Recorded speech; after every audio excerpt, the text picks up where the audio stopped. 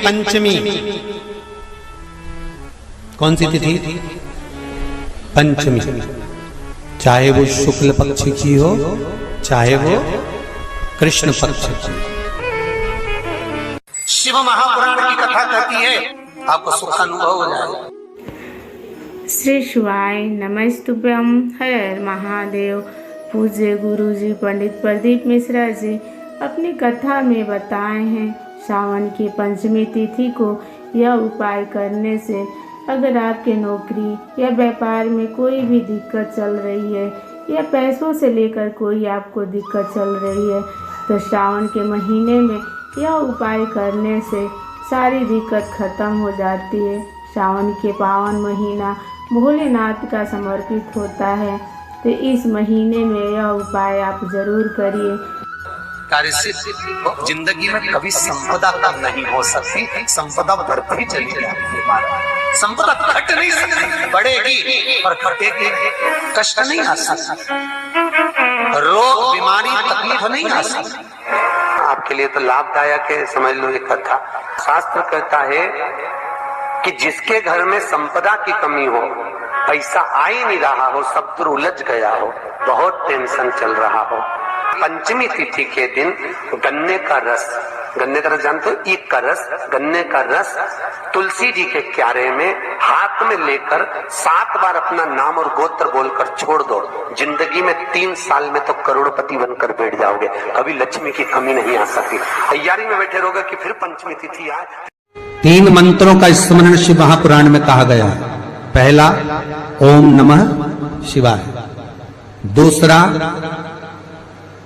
मार्कंडू जी के पुत्र मार्कंडेय, मार्कंड के पुत्र मार्कंडेय, मार्कंडेय जी की उम्र थी मात्र 12 वर्ष जीवित रहने की, पर पिताजी ने कह दिया था कि तू शंकर का भजन कर, तू शिव का स्मरण कर।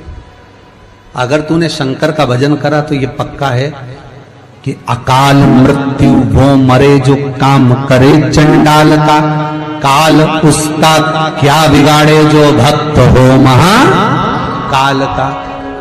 काल का हरण करने वाला एक ही हो सकता है, वो महाकाल हो सकता है, उसके सिवा कोई नहीं। मार्कंडेय जी से कहा तेरी उम्र 12 वर्ष की है, केवल 12 वर्ष।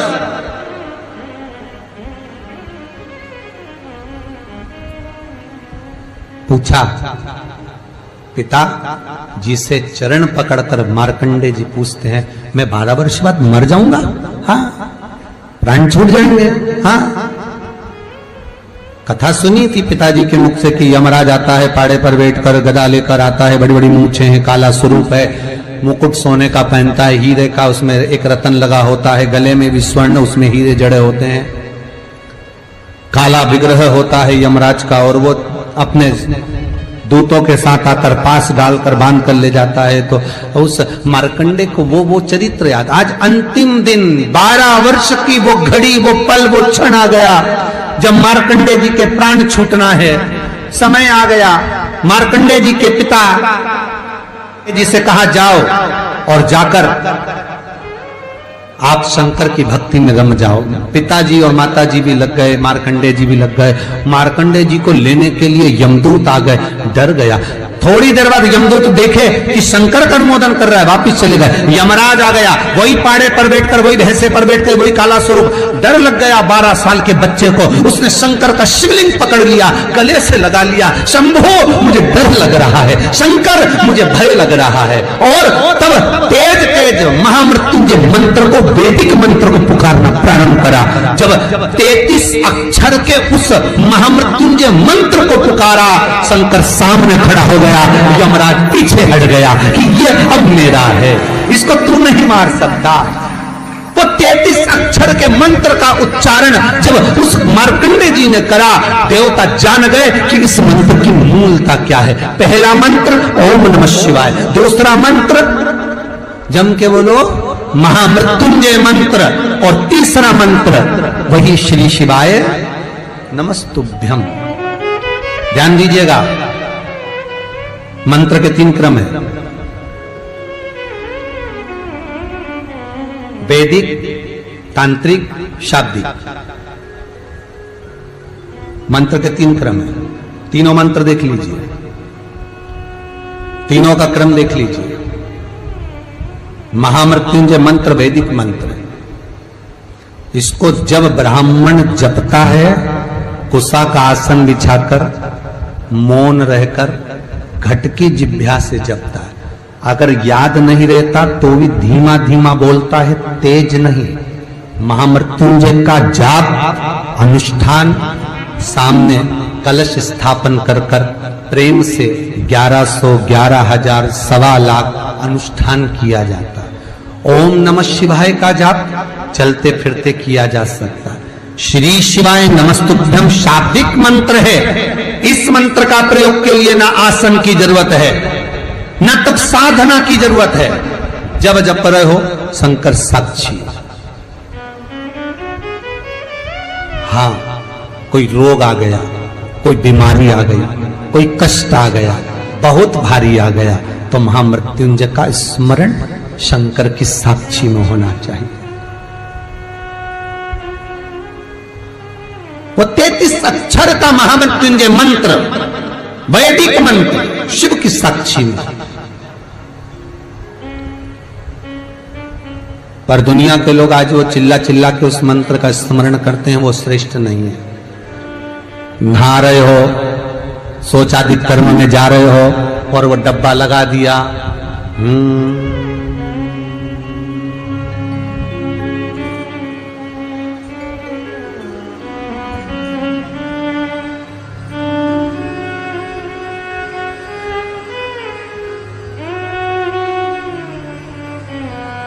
अब मंत्र चल रहा है, आप मन से बोलिए, बोलना आवाज नहीं आना चाहिए।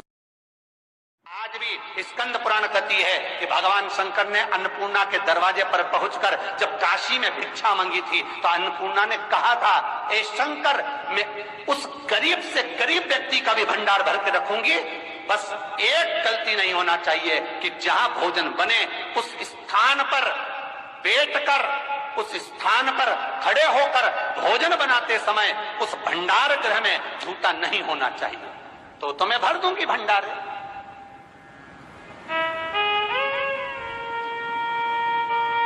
जिस प्लेटफॉर्म पर खड़े होकर माताएं भोजन बनाती ना, सब्जी बघारती, वहीं पे हाथ में लेके चख लेती।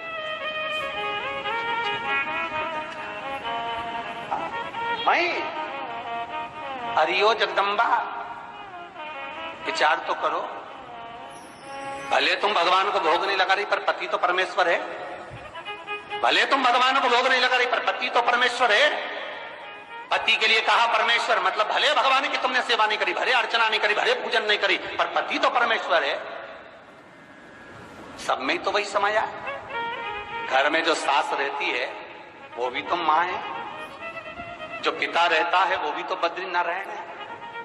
महाराज फिर क्यों चक्र?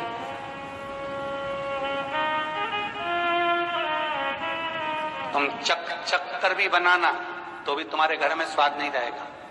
और जिस मंदिर में, आश्रम में, भंडारे में जब तक भगवान का भोग नहीं लगता तब तक चखा नहीं जाता, चाहे नमक डला ना डला, मिर्ची डली ना डली, शक्कर डली ना डली, भंडारे के भोजन में जो मिला दिया, आखिरी में फिर भगवान ने अगर पा लिया तब चखा गया कि अब भोजन में स्वाद है कि नहीं है। तो कभी अन्नकूट की जो सामग्री बनती है, सब्जी बनती है, राम भाजी बनती है, राम भाजा बनता है, मिक्स वेज सब्जी बनती है, भगवान के भंडारे की कद्दू की सब्जी बनती है, उसमें आप भले मिर्ची ना डली, नमक ना डला, फिर भी घर में एक पूरी खाते होगे, वहां 4 निपटा क्या होगा? क्यों? क्योंकि वहां अन्नपूर्णा स्वयं देने के लिए तैयार खड़ी है। और हमारे घर में तुम चक चक के बना रही, बेटे को दूध भी दे रही तो बोतल में से 2 बूंद टपका के पहले चक ले रही। बाहर चले जाओ, बाहर चख सकते हो, बाहर जा कर पाओ, फिर बच्चे के लिए दूध में शक्कर मिला लो। चाय बनाते हुए गैस के ऊपर चाय रखी है, वहीं उकल रही, वहीं से चाय की चन्नी से लेके फिर चख ली। कैसे आए रे अन्नपूर्णा, ये तो बताओ। लोग कहते हैं हमारे घर में सारा सुख है गुरुजी, पर शांति नहीं है। हमने शांति ना जाने चली गई, क्योंकि किचन में किच किच भर आ गई। शांति कहां से होगी?